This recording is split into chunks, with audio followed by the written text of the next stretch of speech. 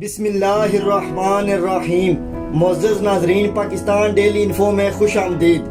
یہ چائنا کے وزیر خارجہ ہیں وانگ زی۔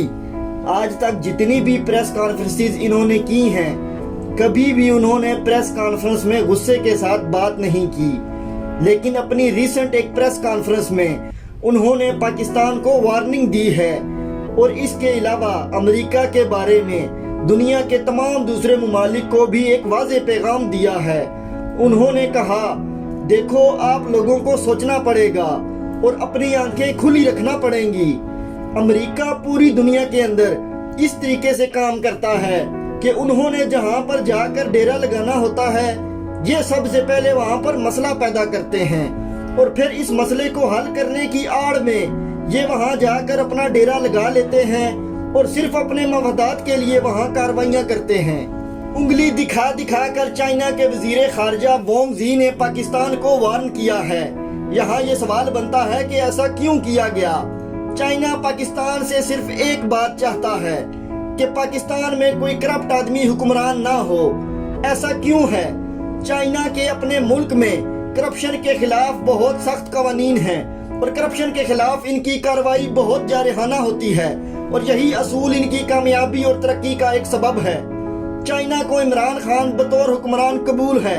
چائنا کا موقف ہے کہ ہم عمران خان کے ساتھ چلنا چاہتے ہیں، اور دوسری جو سب سے بڑی وجہ ہے وہ یہ ہے کہ چائنا کا جھکاؤ عمران خان حکومت کی جانب اس لیے زیادہ ہے کہ عمران خان خودداری اور آزاد خارجہ پالیسی کی بات کرتا ہے، اور اسی اصول کے تحت عمران خان امریکہ اور یورپ کو آنکھیں بھی دکھاتا ہے۔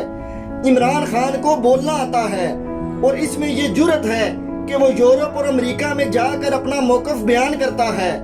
عمران خان سے جب طاقت کے نشے میں پوچھا جاتا ہے کہ آپ امریکہ کو اڈے دیں گے، تو وہ اپنے ملکی مفادات کو مد نظر رکھتے ہوئے کہتا ہے کہ ایبسلوٹلی ناٹ۔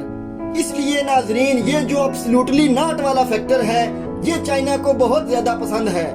چائنا کہتا ہے کہ یہ بندہ ہم سے تعلقات کے لیے بہترین ہے، کیونکہ یہ انسان امریکہ کی ایک فون کال پر اپنا فیصلہ تبدیل نہیں کرتا۔ آپ کو یاد ہوگا، ایک بار چائنا کی میٹنگ ہو رہی تھی ایران کے اندر۔ اس وقت چائنی صدر کا بیان آیا تھا۔ انہوں نے کہا تھا کہ ہم ایک ایسے ملک کے ساتھ ڈیل کرنے جا رہے ہیں جو ایک فون کال پر اپنی حکومت اور فیصلے کو تبدیل نہیں کرتے۔ پاکستانی حکومتوں میں بہت دفعہ ایسا ہوا ہے کہ امریکہ سے دباؤ آنے کی صورت میں ہمارے جو معاہدے چائنا کے ساتھ یا جو معاہدے روس کے ساتھ ہونے جا رہے تھے وہ متاثر ہوتے ہیں۔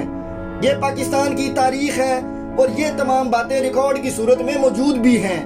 اب چائنا، روس، ترکی اور ایران چاہتے ہیں کہ عمران خان دوبارہ حکومت میں واپس آئے، جبکہ امریکہ اور اس کے حواری چاہتے ہیں کہ عمران خان کو دوبارہ حکومت بنانے سے ہر صورت روکا جائے۔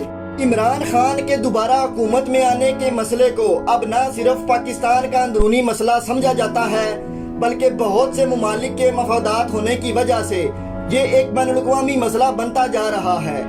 چائنا ہر صورت چاہتا ہے کہ پاکستان میں عمران خان اپنی حکومت بنائے، کیونکہ اگر شہباز شریف یا نواز اور زرداری میں سے کسی کی حکومت بنی تو نہ سی پیک کا منصوبہ مکمل ہونا ہے اور نہ ہی وہ معاہدے جو ہم نے چین اور روس کے ساتھ کرنے ہیں۔ اس کی وجہ یہ ہے کہ عمران خان کے علاوہ باقی سب حکومتیں امریکہ کی کھٹ پتلی حکومتیں ہوتی ہیں۔ پاکستانی عوام کا عمران خان کے حق میں ہونا موجودہ حکومت کے لیے بہت بڑا مسئلہ بن گیا ہے۔ اسی وجہ سے سعودی عرب، ترکی اور متحدہ عرب امارات نے شہباز شریف کے دورے کو کوئی اہمیت نہیں دی، اور ذلت کا مقام یہ کہ چائنا نے شہباز شریف کو اپنے ملک میں دورے پر آنے سے منع کر دیا۔ ہمیں پاکستان کی بقا، آزادی، خود مختاری اور ترقی کے لیے عمران خان کو دوبارہ اقتدار میں واپس لانا ہوگا۔ پاکستان زندہ باد۔